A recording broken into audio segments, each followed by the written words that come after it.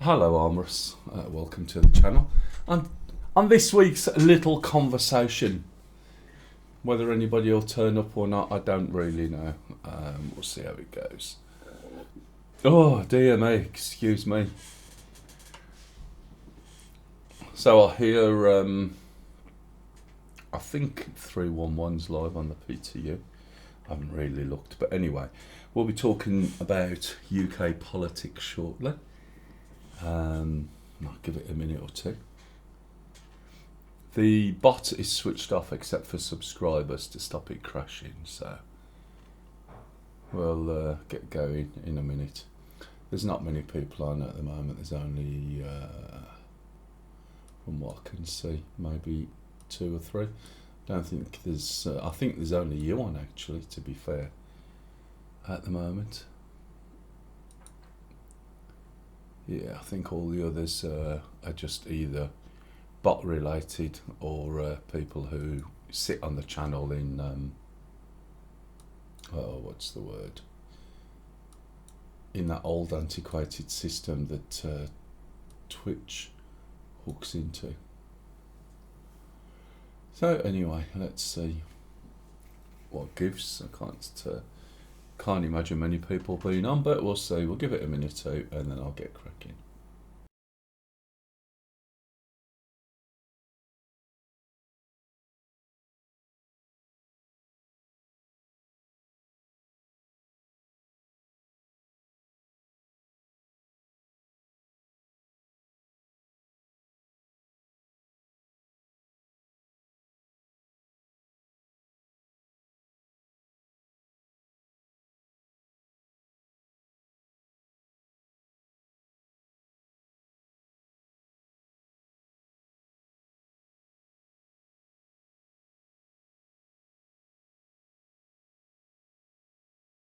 Welcome to the channel, guys. We'll get started soonish. I think it might be one of these little cosy chats where there's probably about 5 or 6 of us if I'm lucky, but never mind. I mean, politics and bloody stuff like that does have a tendency to switch people off, which is part of the point, I think, at the end of the day. So I'll go through all, so if you bear with me. I don't know whether some of you are working and things and can't actually respond. It's going to be a little bit boring, I'm afraid. It'll be a bit like last week where we had a quick chat about masks. But give me a minute or two and I'll start, okay?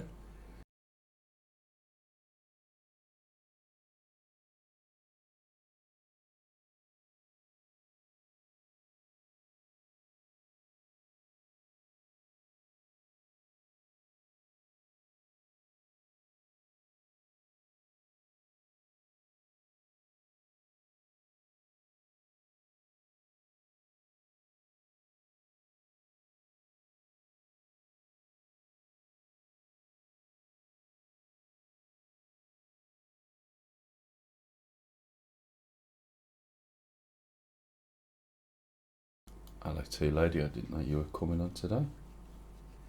No doubt you'll have a lot to offer on this topic. Obviously tongue in cheek, of course. And that's not disrespectful, by the way, guys. It's just that I know she has no interest in politics whatsoever. But we'll see. So just bear with me.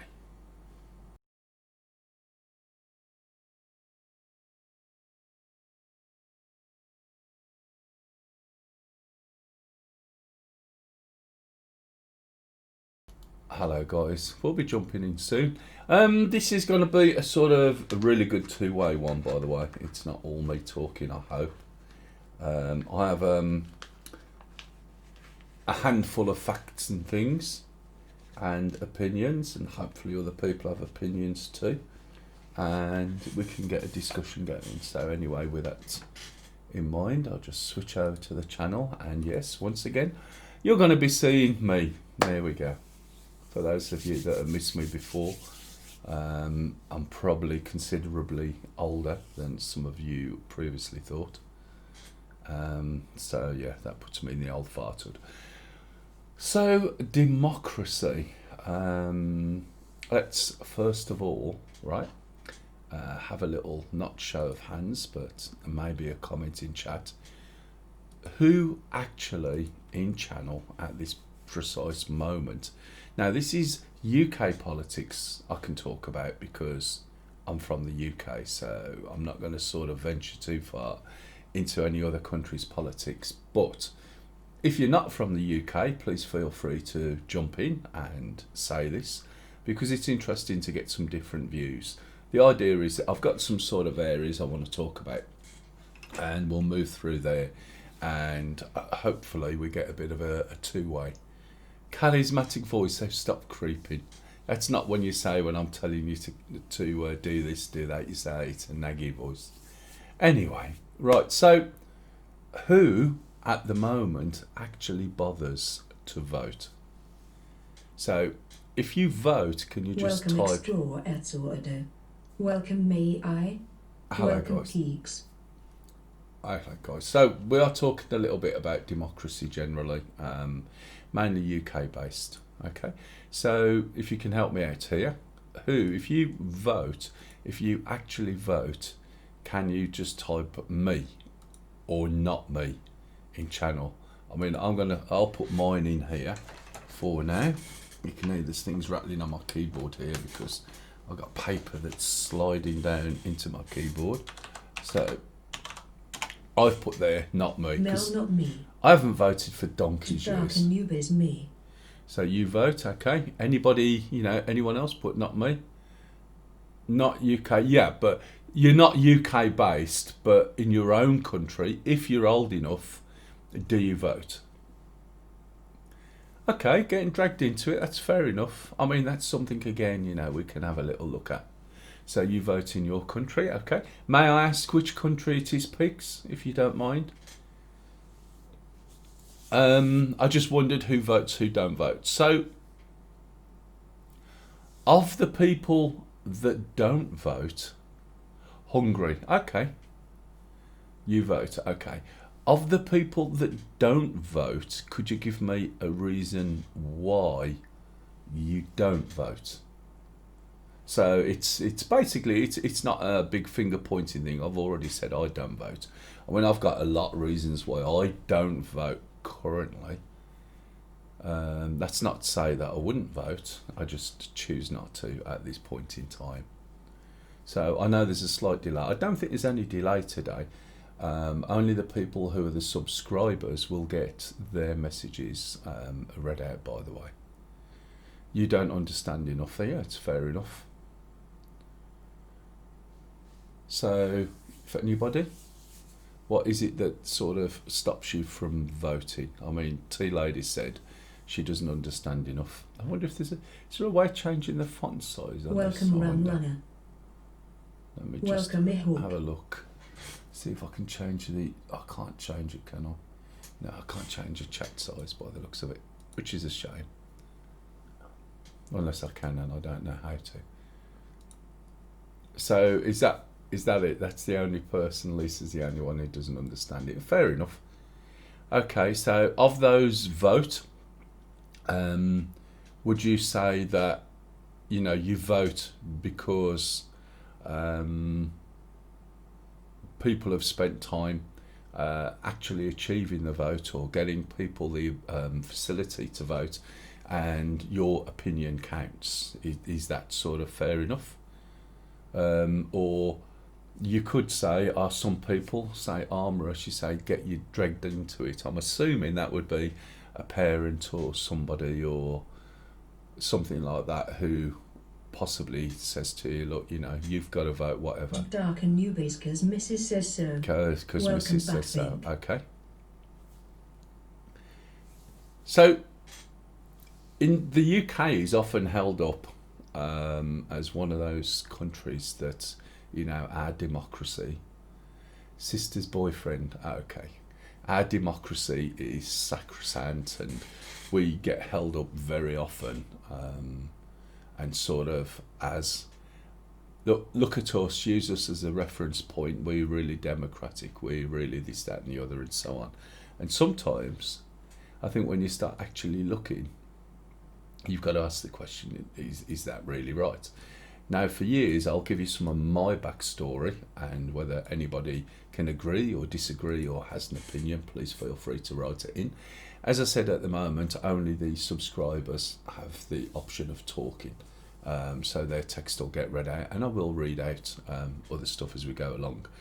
So, I was brought up from a very early age living in a household where my dad was a very big union figure.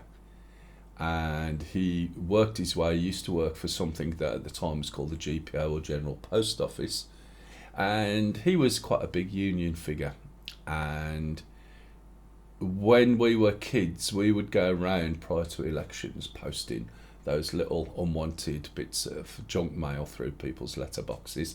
And we used to very commonly have Labour MPs or the local MP for the area around the house, this, that and the other, and so on, okay? And so I grew up in a very sort of left-leaning, working sort of family, and obviously my dad's politics were obviously of that ilk. It still didn't stop him. I mean, it was amazing. I mean, this is after his death. I found a letter where he used to write letters to MPs. And the local MP, who was a Labour candidate at the time, a guy called Andrew Folds, who actually had a part in Jason and the Argonauts, I digress. And, oh man, I could not believe he just berated him. He berated him something rotten for something that he did, which was to vote in somebody called Dick Taverne, and it's all very old politics.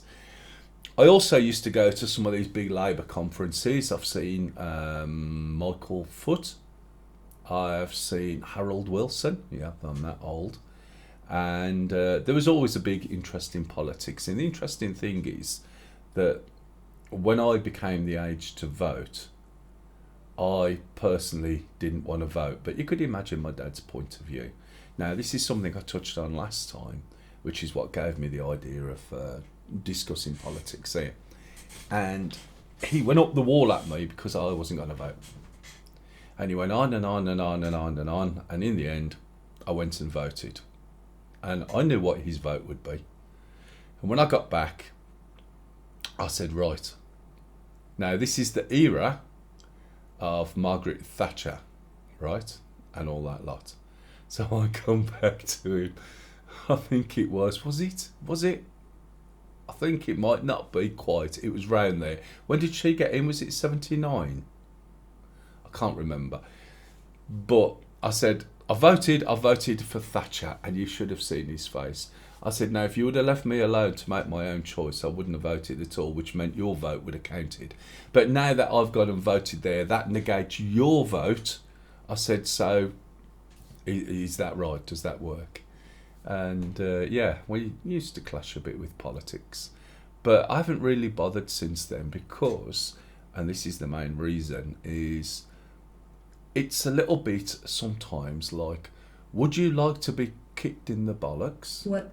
Or would you like to be punched in the head? Welcome, Grizzly Bear. Which one? Hello, Grizzly. Which one would you choose?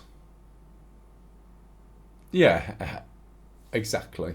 I mean, you know, people's reasons when you start looking at it for voting sometimes are really obscure. But the point is, you know, the way I felt was that, you know, would you want to be kicked in the bollocks or do you want to be punched in the face? And neither of those options seemed quite good to me.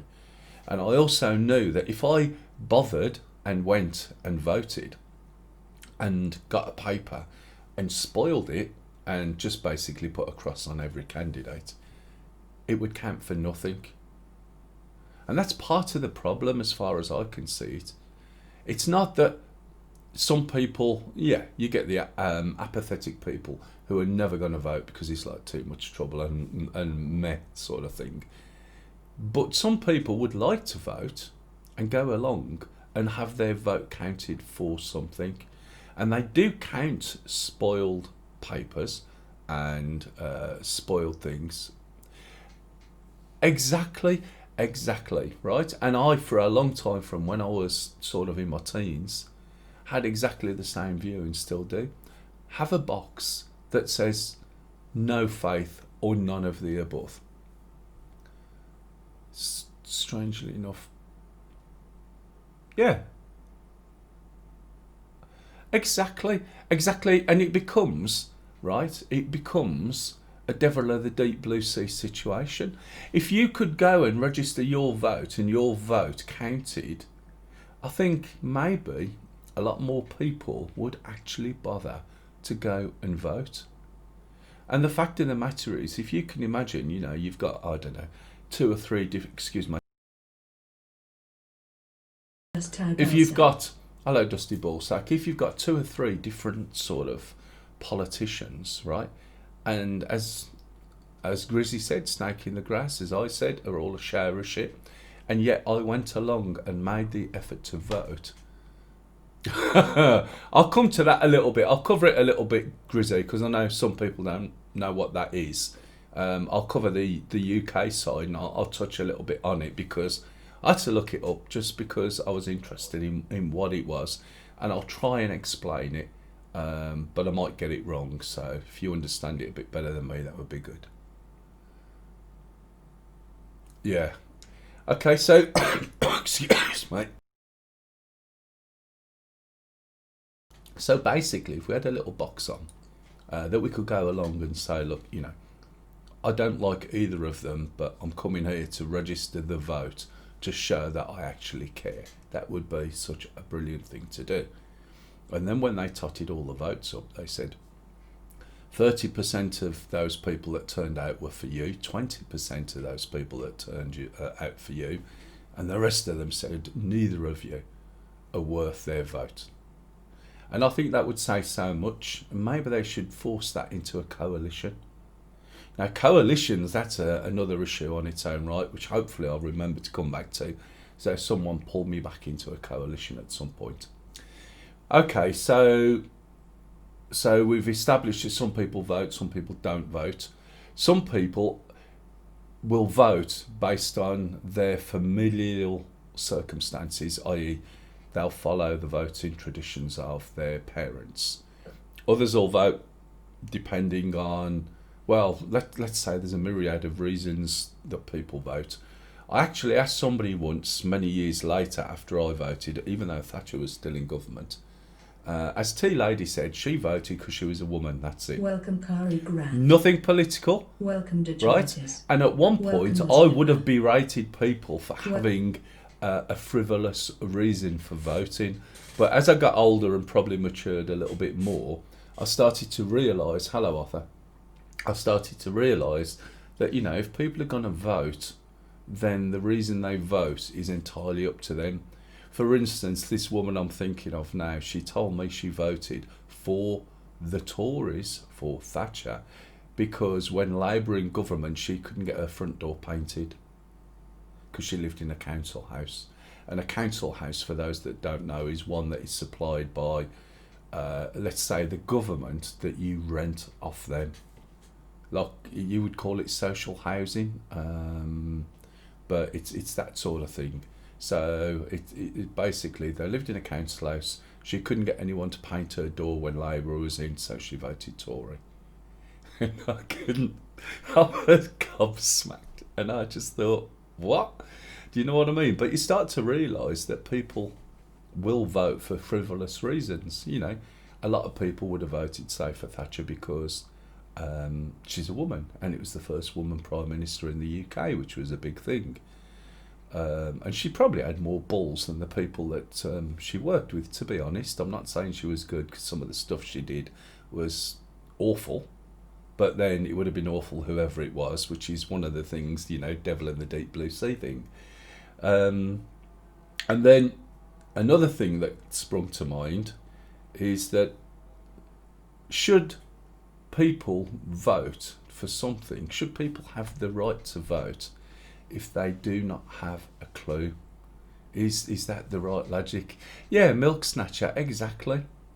Thatcher milk snatcher was a reference to when Margaret Thatcher got in. When you were school kids in the UK, you always had a bottle of milk, and it was a small sort of child-sized bottle of milk every single day. And the idea being, it was to cover the eventuality that some people were poor. and basically everybody at least was getting some calcium. Was it calcium in milk? I forget. Some nutrition basically, and they would have a free school bottle of milk. Okay, and then when Thatcher come in, she turned round and stopped it. Right? It's like she wasn't going to put up prescriptions. I mean, I pay prescriptions on a monthly basis or 2 monthly basis, or I did do, with a little blue straw, yeah, and being milk monitor and going around with a piece of metal with a spike on it. And that was like an honour to go round, and you know, you'd sit there straight bolt upright, and so you could go and like dish the milk out. Anyway, so sorry for running off on that one a little bit. So anyway, where was I? Oh yeah, so people vote for frivolous reasons, and should they vote for frivolous reasons? Should they really understand what it is, or is it just a case of, you know, be a sheep, have your own idea? I mean, how many people really understand some of the politics that goes on? And what aspect of the politics is it that makes you vote for one person or another? Now, when it comes down to local elections, I think there's a lot more direct impact from your local representative than there is from the governmental one. Just 1 minute.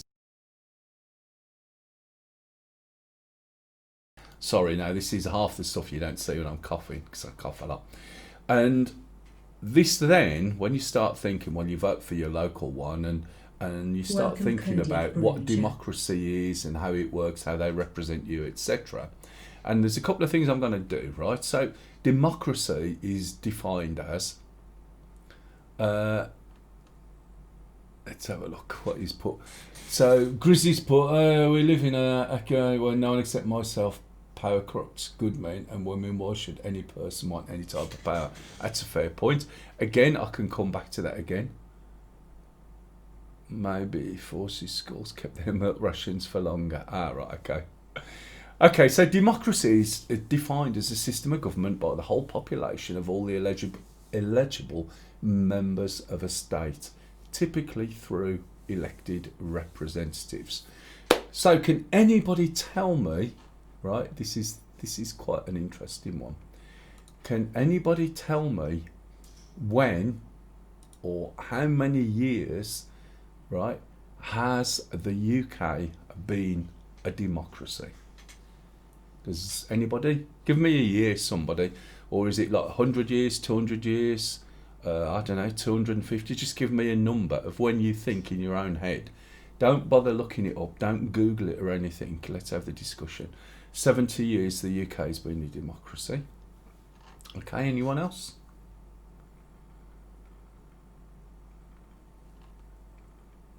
Detritus say it still isn't. I'd say it still isn't. Okay, we'll come back to that if you want detritus. I will pick up a little bit. Technically, you don't think it is. Okay. All right. Anybody else? When did the UK become a democracy? No. Okay. I'll tell you, obviously. Okay. Surprisingly, Welcome. right? Surprisingly, it was 2 acts, and it was 1918 and 1928. Believe it or not. So the 1918 Act extended votes for men over 21 and most women over 30. Okay. And then a little bit later, in 1928, right, it was extended to all women over 21. Okay. So both men and women in 1928. And the age dropped down to 18 in 1969, which you don't realise until you start looking into this stuff, which, to be honest, I mean, at school, history I had 4% in because I think I wrote my name right on the paper. I hated history because it was just stuff that was just so not relevant. We didn't do any modern history, it was all old stuff, typical grammar school stuff. It was important, I suppose, about how we were invaded by William the Conqueror, Ethelred the Unready, how some guy decided, which has since been disproved, to try and stop water, but that was not what that was about, and all the various intersections on how your country came to be. But oh my God, was it boring. So you just switch off from history, or I did. So now when I started to do this, I thought, do you know what, I'm going to have to find some facts out before I start talking. So yeah, 1969. And some of you say, oh, that was years ago. No, it wasn't for me. I was born in 1960. And to think of 1969 in my lifetime is the point where men and women over 18 got the chance to vote. Nebula. And then if you go back a little, hello Blitz, I hope you had a good break, matey. So it was 1928. Obliterate Nebula, hello. It was 1928 when men and women could vote for the first time over the age of 21, which is phenomenal, because the way you hear and the stuff that you see on films and history channels and everything else, you get the impression that we've been a democratic organisation for many, many years, and that just isn't the case. If we start looking back a little bit, we've already covered a few things, Blit. And I asked the question, who votes, who doesn't vote, just to get a sort of idea. We've also talked about, a third option of, look, I've turned up to vote and they're all share a shit, and a way of maybe adding those on, but you might have to catch up with it. Obliterate Nebula just infer. Yeah, that's fine. 10. Yeah, you'll have to catch up on it. So really, when you start going back, it was 1832, right, where they started to bring things in. And I'll just read you one line here. And the franchise, right, broadened because it was all property people. It was people who owned land had the right to vote. And in 1832, which was the first Reform Act, they broadened the franchise, right, to include small landowners, tenant farmers and shopkeepers, and they allowed people to vote who paid a yearly rent of £10 or more, and some lodgers. So to me, right, 1832 sounds a long, long time away, but it's quite difficult to think that even then there was no proper democracy in the way that we think about it now, if you see what I mean. And that is recent history. This is some of the stuff. Thank you very much for the follow there. By the way, just for the reference, I'm usually actually doing games and things, but I've started doing the occasional one of these. I think next time will be unions, and are they worth it nowadays? So basically, it's only going to be at 1867. You would think from history, in the way that the UK talks, right, that we have been a democracy. Hello, Iceman. Welcome to the channel. We've been a democracy forever and a day, and we held up. I mean, we were one of the biggest invaders of countries around the world, and I use the word, intently, invaders, which is exactly what we were. At one point, I think, was it a third of the known world was owned, in inverted commas. I'm not going to do the gesture because I think it's shit, but it was just unbelievable, right? I mean, if you start looking back, you talk about America and the slave trade.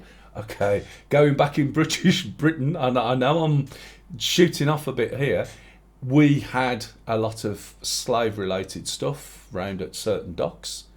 We also had instances, right? There was an instance in York many years ago, this is stuff I already knew, where they rounded up all the Jewish people and burnt them in York Castle, in the confines of York Castle, I think.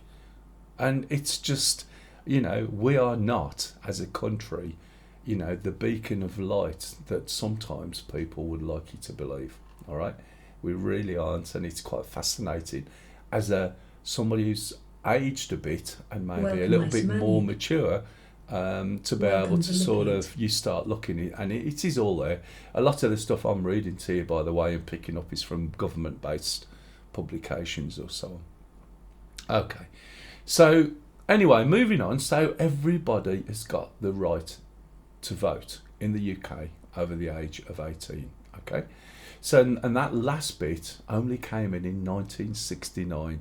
That was when unions are going to be, unions are going to be the next one, Velikate. And again, I stated earlier on, my dad was a big union guy, and he was the chairman of quite a large union at one point. But I'll bring that up on the next one. So I'll probably do another one on the unions. The unions, basically why they were, where they came from, some of the origins maybe of, say, the Labour Party, how that came about, which always means that I always think, well, why do people slag the unions and the Labour Party when the Labour Party was created by the unions in the first place? But hey, so we'll probably cover some of that as well. Okay, so going back, well, again, this is part of it, Grizzy, because it's like the tide is a turning and the need is better, right, than Adu for vacation. Than before. Hello, Adu. For a month. Okay, so yeah, 1969. Now, when you say 1969, right, there was somebody tried to put a private members bill through in 2008 to allow 16-year-olds to have the vote. 16-year-olds, right? They can't go to the pub, they can't drive, they can't get married, right? They can just about have sex, and then they're going to give them the chance to vote. Has anybody come across a 16-year-old, right, that can have a deep and meaningful political sort of conversation? I mean, it's absolute craziness. And the reason why they were trying to do that is because you've got the Scottish lot, right, who are trying to pull away from the United Kingdom and lost the vote and said that's going to be the only vote in the generation and everything else. Allow 16-year-olds to No. vote. It was a bill that was done in 2008 and it was thrown out. And also a lot of the UK lot, because you've got the students, and it was the students that they were trying to get in. The younger ones in between the 16 and 18, because obviously, if you sort of jump up and down and say, look, you're going to get 10 quid more in your pocket, then they'd probably go along with that, I'm guessing. And I don't mean it to be derogatory to students, I'm referring to 16-year-olds. Do you know what I mean? Anyway, so let's go back. Yeah, exactly, Grizzly. Let's go back to, okay, the UK elections. So now, every man and woman over the age of 18 from 1969 has the right to vote. And for no, it definitely needs more and new feelings. Okay, so they have the right to vote. So how does that work, right? Now, in the UK, I'm going to mention this, and then I'm going to give you a couple of examples. And then let's have a little look. By the way, guys, just keep coming in and I will pick up on stuff. And I'll need to go back to some of this as well. So we have in the UK something called 650 constituencies. And basically what that means, it's an area that stems from, let me try and get this sorted here. It's an area that stems from land-based things, where we used to have parish councils and various things, and it was an order where you'd have the big landowners that would be divided into certain areas, and you'd have parishes, and you'd have a church, and you can still see these parishes all over the place. But at some point, greater than constituency is areas of voting/votes. Okay, so now a constituency is an area, and that area is represented by an MP. So a constituency is a number of voters that represents an area, and there's lots of different areas. Now, in the UK, there's 650 constituencies, okay? Now, this is where I start thinking that how democratic is it really? And I'm going to flick back to an example, right? And it's an example that I used to use a lot, but now I've got a real life. There was an And organisation sorry if that... I ask these questions, but it's interesting. Yeah. Never knew how UK is built up as democracy. Yeah, well, this Smile. is the bit, I'm afraid, that from my point of view, it starts to lose its democraticness, right? So basically, right, I ran an organisation many years ago for a particular sport, and other people ran organisations for... Detritus constituencies and boroughs, and first past the post is not a fully democratic system. It's not. I'm going to come on to that in a minute, and let's see, and you can understand why people didn't want to change it, and where you get in the alternative vote schemes. Okay, so basically, I had 5,000 members in my organisation, all right? 5,000 paid up members. Now, there was only 2 of us who run it. It was not democracy, because it doesn't work in some cases. It was a very, what we'd call, benign dictatorship, okay? And you either did it because you wanted to. If you don't want to be part of it, that's fine, off you go. But we made sure that people wanted to be part of this organisation. And these other organisations wanted to form some sort of overarching council, right, so that they could go and represent this sport to various government bodies, etc., and maybe go for Olympic money and all the rest of it, yeah? And totaled, all these organisations together possibly reached about maybe 1,000 or 2. And I quite simply said to them, I said, okay, look, you know, I've come along to this meeting to listen to what it is you try to do. I said, so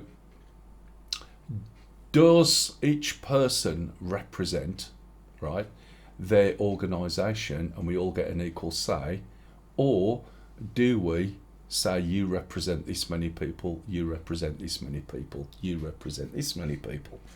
And is it more democratic? And they said, no, we all get 1 vote each. I said, okay. So if I disagree with something that everybody else agrees with, what you're telling me is that you guys who represent these 2,000 people have more weight and more impact than me, who represents 5,000 people. And then they all looked at each other and they suddenly went, and then they said, well, let's change it round so that you actually represent the number of members you've got that you can show. I said, okay, I disagree with everything you say. So does that work? And in the end, I just walked away. I said, I'm sorry. I said, I can't do this. It's ridiculous, right? Now, when we look at our election system and where this comes in, right, is we have 650 constituencies. Of those constituencies, what happens is when you vote, okay, when you vote for somebody in your constituency that represents your area, okay? I will give you an example. There is one called Wirral West, and this is a breakdown of areas into small subsections, okay? And this is part of a Merseyside, which is up by Liverpool. There's a constituency called Wirral West, and there are 55,550 eligible voters, i.e. men or women over voting age who can vote. So let's assume, right, that in Wirral West they vote. Now bear in mind again, this vote does not have to be the majority of the people.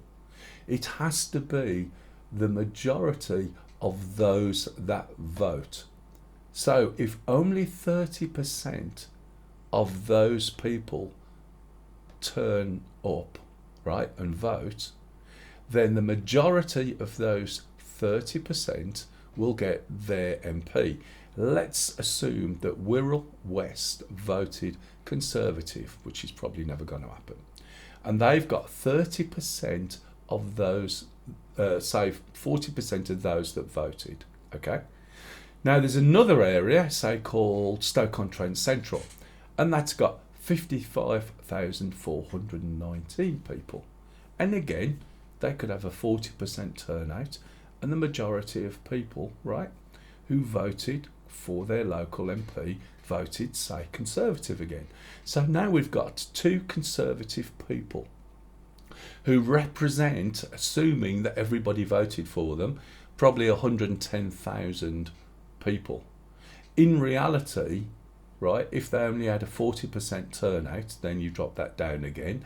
And of that, right, they got the majority, which could have been 40% again. So they represent those people, right, who voted for them, which was quite a small number in each case. Now you look at somewhere like the Isle of Wight, and the Isle of Wight is the largest constituency, right, in England. There are 100... Oh, bloody buzzing, I'm sorry about that. There are 113,000 eligible voters in that one... afternoon. What's the Hello, topic? Whitey. It's the delusion of democracy, matey. They have 113,000 eligible voters in the Isle of Wight. So if they vote, and say they vote Labour, right, and say all 100% of the voters voted for Labour, which obviously they wouldn't, right, you would have one person representing 113,000 people, and two people, let's say, they all voted representing 110,000.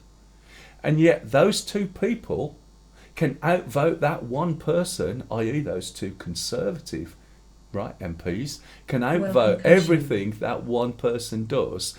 And yet... like me, I'm in Barnsley, a chicken with a Labour badge could fit in. Exactly. So those two people, right, can outvote this one person.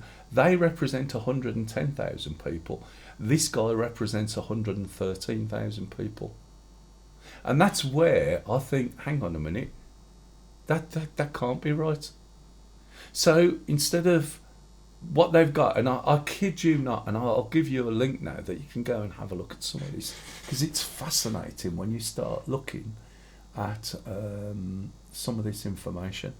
You realise, right, that you have all these people voted in, and posted a link. They don't. That's how can that be democratic? How can, right, so many 100,000 people vote for one person, for instance, and 100,000 people vote for two? How is that democracy? How is that working? And this is what happens with first past the post. Okay, and people know that it's wrong, but it suits the politicians. Now, the Liberal Party, some time ago, they tried to pass something called the alternative vote, and they formed a coalition with the Conservative Party, and they saw their role... You damn witty suits big parties, that's why it will never change. They saw their role as moderating or taking some of the acceleration off the things that the Conservative Party would do to get their support. And what the Conservative Party did was said, okay, we'll put a vote to the country about voting in ATV or the alternative vote. All right? And they basically had a vote in this country.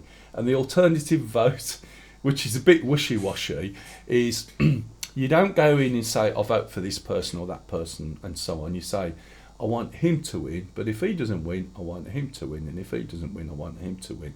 And you could have numbers 1, 2, 3, 4, 5, right? And if not enough people voted for the number ones, then it would go to the number twos and go all the way down until you got a majority vote, it would right? Be a nightmare. And seriously, and when it was laid out, it sounds awful anyway. And the way the Tories sold it is they campaigned against it. They said, yes, Liberals, you can have this vote, you can go off, and we'll put this vote, which they kept to that part of the word, and then they campaigned heavily against it. So that's not going to work. So then, to me, why don't you count, right? In other words, 100,000 people has been won, and if someone's got 55,000 people, then they'd be 0.55, and the other person would be 0.55, and the other person would be 1.13. So when those two people or two MPs said, no, we don't agree with what you've said, you add theirs up and they didn't equal more than the one guy, who represents more people, right, actually carried the vote because he represents more people than the others do.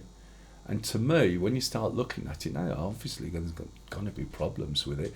That would be much more democratic, would it not? Let me catch up on some of this text as well. I'm sorry if I lean into the camera. Let's have a look. Area of voting, okay. Welcome, that's Dresden. Fine. Constituencies, boroughs first past the post. Yep, that's what I've tried to explain, detritus. And that's why you don't believe in voting, okay? I vote to stay in the EU, but you're leaving anyway. I feel my voting opinion. Right, Armorous, the one thing that is different, and I'm going to come back to that in 2 ticks, is that vote, and I'll explain it in a minute. It's like a chicken with a Labour badge. It's fair enough. Okay, so to me that would be much more representative. Always vote, because if you don't vote, you can't complain long. Well, the best way of doing it is don't complain. I mean, I don't complain. Personally, I don't vote because my vote doesn't really count. And why should I vote? Where I live at the moment, right, there's a lot less people in some areas. And that would make my vote, technically, worth more than somebody else's vote for the reasons I've just mentioned. Because it would take 2 people, right, to vote the same way and only one person somewhere else. So it's not one man, one vote.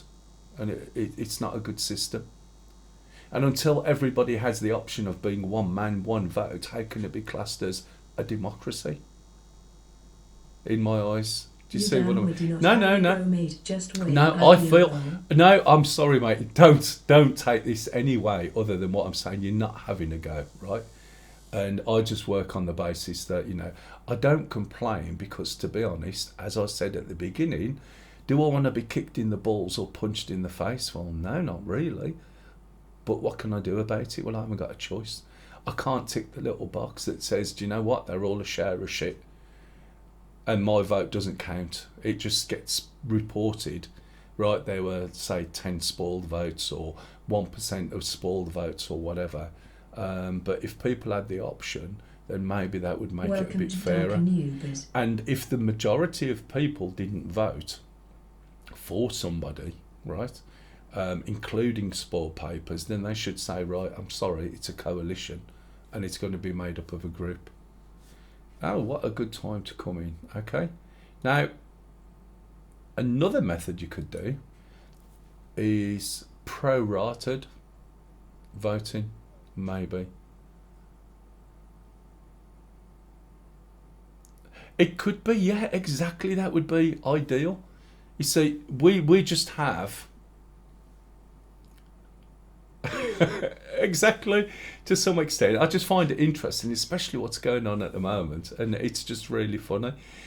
Funny in a not funny way. Detritus proportional representation. Well, how about here's one method which may or may not work. It'll have its faults. Instead of voting for your local MPs are going to be nominated as representatives of the party anyway by the party, which is what happens now, and you get to vote for them or you get to vote for them. But what if you didn't vote for either of them and you voted for who's going to be the Prime Minister? And when you voted for the Prime Minister that you chose, now each party would have a prime ministerial representative. So for instance, when Nigel Farage was in, it could be him, it could be the Labour guy, it could be the other guy, it could be the other guy. And everybody just votes for the one that they want. And whichever one gets the majority of votes becomes the Prime Minister. Right? And then you pro rata back the votes.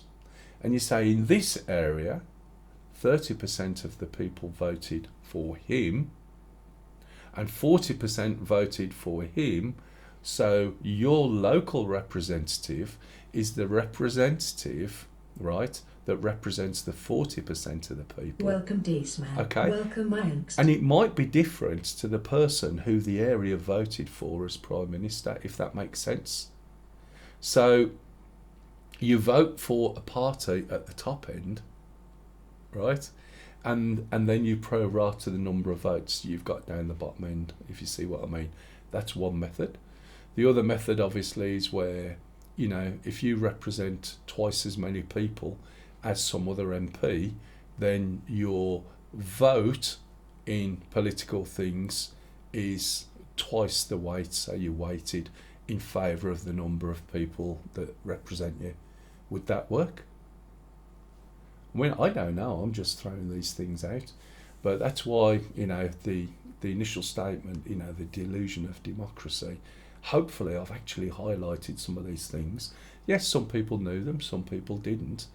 And you can see, really, it's just one of these messes that people go along with and nobody wants to change because it suits certain things and certain people. Now, hooking back down onto Armorous. In the UK, we had, we had a vote. Now, I know this sounds like I went a particular way, but did I vote in the Brexit vote? The Brexit vote was a vote designed so that the UK could make a decision on whether they wanted to belong, right, to the EU, basically. And there was a particular politician who decided they were going to ask the people. Not only were they just going to ask the people, they did not vote for something called a supermajority, and they went for a simple majority. And it's the only vote in this country that I am aware of where one man equaled one vote. So strangely, Armorous, right, what you said there, where you said, for instance, you voted to stay in the EU, but we are leaving anyway, and you said you feel your vote and opinion doesn't mean anything, right? It's the only time that you have had a vote where your opinion and your vote, right, your voting power is equal to anybody else's in the country, right? And it was a simple majority, one man, one vote, and originally it was going to be an in and an out, and that was it, a simple decision. And to be honest, I'm not going to say it was the worst thing that happened on the basis that we should be in the EU, but what I will say, it is the most unthought through vote and consequences that I think we've ever come across. Because Cameron, in his arrogance, did not believe that, right, people would vote to leave. He was so confident that people would not leave. Now, the big rule, I always say, and I say this on a day-to-day basis, I've said to Lise and things like that, and I'll say to any woman who ever says to me, does this make my bum look big? And I always say, never ask me a question, right, that you may not like the answer to, the answer that I give, right? And what Cameron should have done is not have asked the question. And the problem is, we get somebody knock on the door, and I'll give you an example. Okay, so he said, right, you know, we're supporting this, that, and the other, blah, blah, blah. We want to leave, or we want to stay in, and the EU this, the EU that, or the EU's crap, and all the rest of it. And I just said, well, what is the difference going to be on the fiscal policy the following 3 years if we leave? And they stand there and look at you. And if you ask the same question, I don't know the answer. It's just words on my, you hear and round. You ask them a question like that, and they stand there and they look at you. They say, so you don't understand it. You want me to vote for something you do not understand. Is that right? So I didn't vote again, and I was easy either way. I don't think people were well informed enough to have a serious decision or vote on that question, should we leave the EU? Because the press, because the way the politics ran, because the load of bollocks that we see, right? And nobody knew what the impact would be well enough. They really didn't know. And not only that, the people that they were asking to vote were not informed enough. And I didn't vote for that because I was not informed enough to make a decision. And to me, I would rather stand by that than to blindly say, oh yeah, you've got a nice face, or I don't like the look of you, so I'll vote this way. The impact that one vote is going to have across the UK and Europe, I mean, we've already seen some of the things, and what's going on at the moment is some legal doodah going on and reneging on things that was agreed at the time.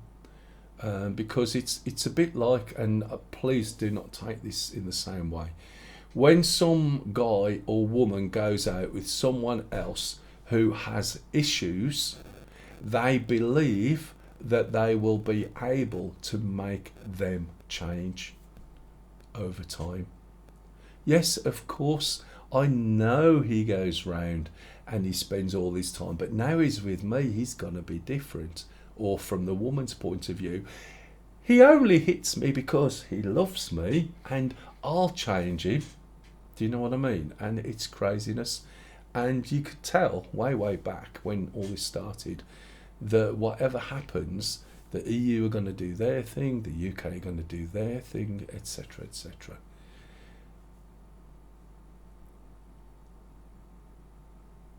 Do you know what I mean? Does that make any sense? And so it was honestly the most democratic vote we've ever had in the country. They never put any safeguards in. So a simple majority is more than the other side, and you got more or less a whole division, right? A divided country on that basis.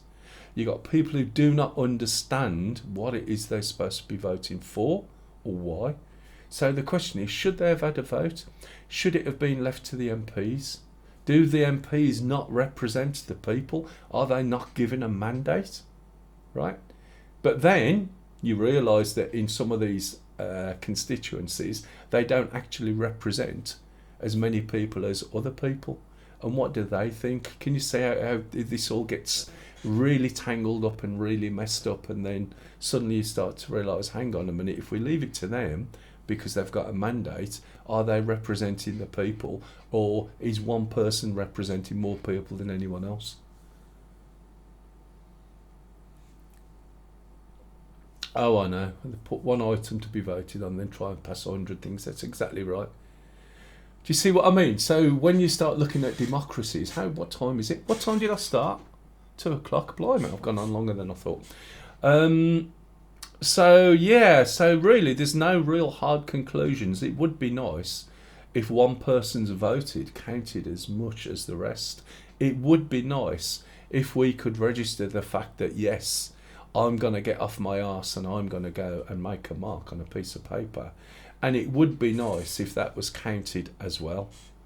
Right? Simple majorities, by the way, and super majorities come in because it makes much more sense in certain things. And the reason people, by the way, really don't kick up too much fuss about the politics is that you have 4 years and then you can change it. Okay? So that's why they're not too bothered about the way the majorities work at the moment. However, with the Brexit vote, it isn't 4 more years. And that should, in theory, have been a little bit more, look, we really need a minimum, say, of 60% of those that vote voting for it, or something like that, or a supermajority. And if that didn't reach that trigger, then it should have been left as is, because it's too divisive, to be honest. Talking of division, there was a little bit that Grizzly Bear mentioned at the beginning. In America, I am really going to do this a tiny little bit. They have something called the Electoral College.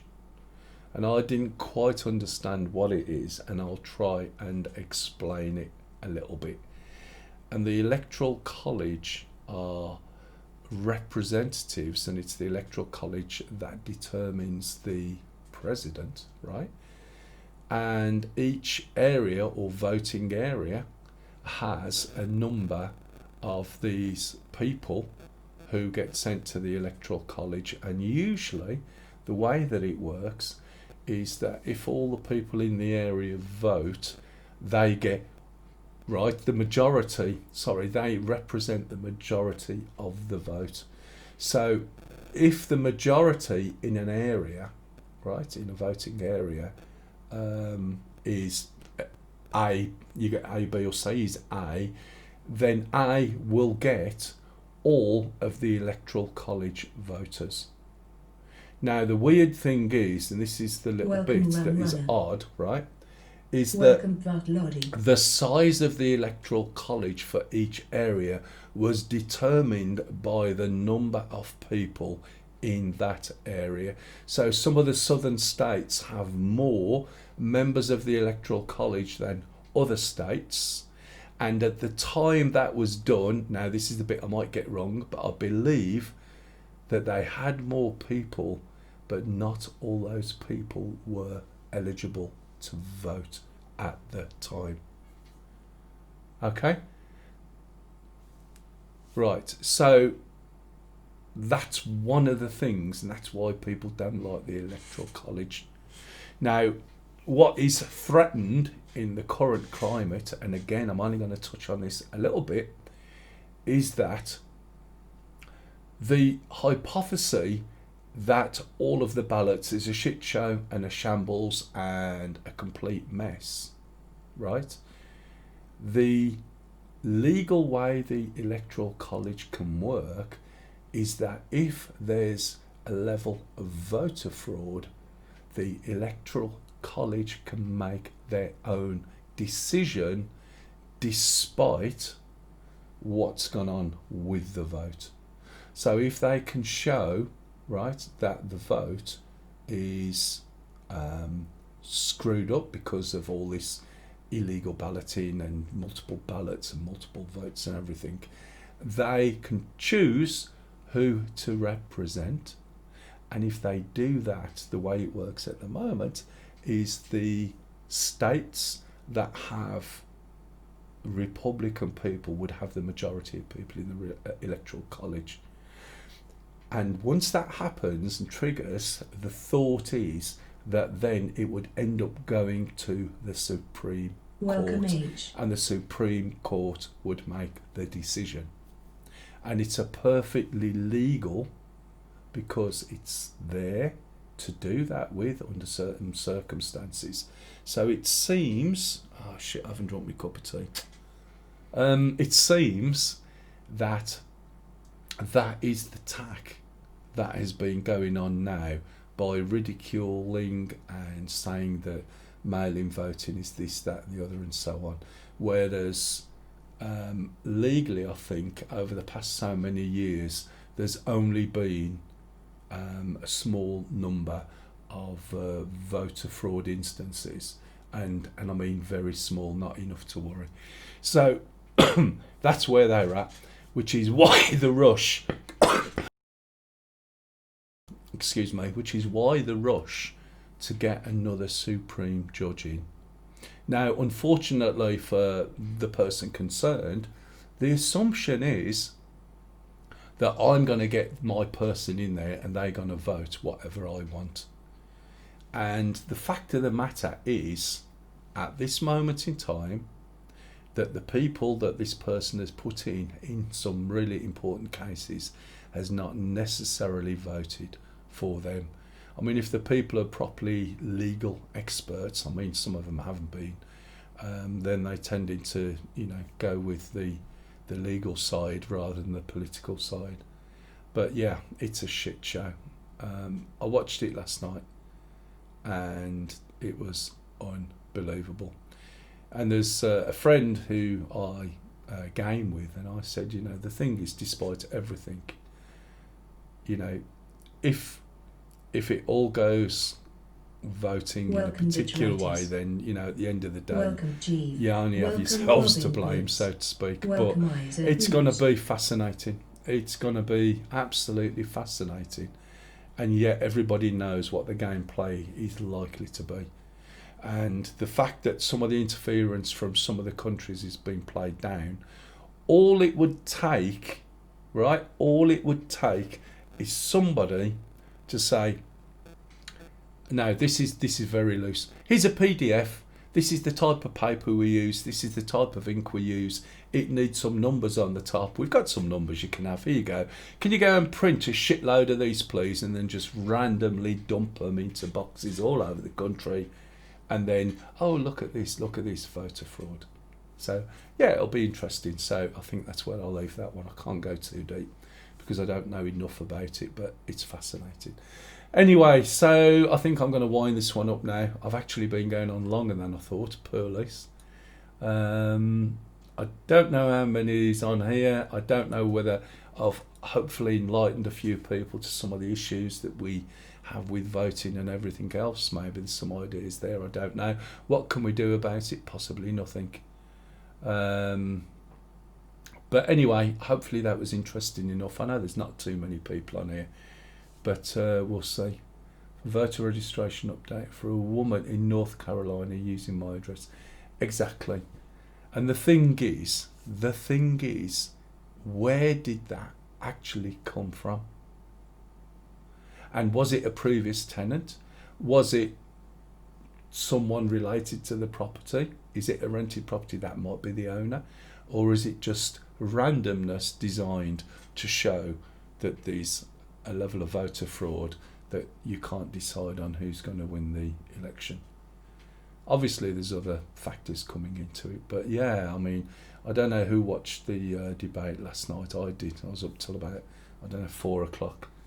And I was just gobsmacked. Welcome, Pre. I am so pleased. I'm not in the States, but then we've got all this Brexit bollocks coming along. So it's going to be interesting. What a fascinating time we live. Anyway, so I think that was about it, really. So that was the Delusion of Democracy. And I'd already thought about doing the unions, right, earlier on when somebody mentioned it. So next week, hopefully, on Wednesday. Now, I did aim for 10 o'clock-ish, but that was never going to happen after staying up as late as I did. But we'll see. So if I start at 10, I think it excludes some of the guys who are here from the States. So I might start it a little bit later and shift some of the things around so more people can join in. But yeah, we're going to talk about unions now, only the UK unions again. I don't quite understand the unions as it stands for the States, but I'll do a little bit of looking up, a little bit of things of what I've been brought up with and how things are, and we'll cover why the unions started, what the unions did, where the positives are, where the negatives are, how things went right to the extremes. Hey, hello, Ninona. It's all going very well, thank you. I'm just winding up at the moment. And the next little chat is going to be about unions. So we'll go about where they came from, how they developed, what they were there for, the good they did, some of the bad they did, all the issues that came about, cover a bit of the miners' strike, and maybe start looking at the questions, has it turned the tide in our unions something now that needs to emerge a little bit better, or what? All right. Thank you for watching. If you're not following me on Twitter, if you go onto Twitter and then the next time I have a chat, Your dad belonged to a union. A lot of people did of a certain age. So if you're going to, if you want to follow me on Twitter, hopefully it'll be next Wednesday, and we'll be doing a Just Chatting the unions, and I'll think of a title that should be suitable. We might end up doing religion one day, then I've covered politics, religion, unions, and it's all been nice and civil, which is absolutely brilliant, unlike last night's chat. So thank you very much for watching, and and I'll see you again next time. Cheers, guys and girls. Thank you.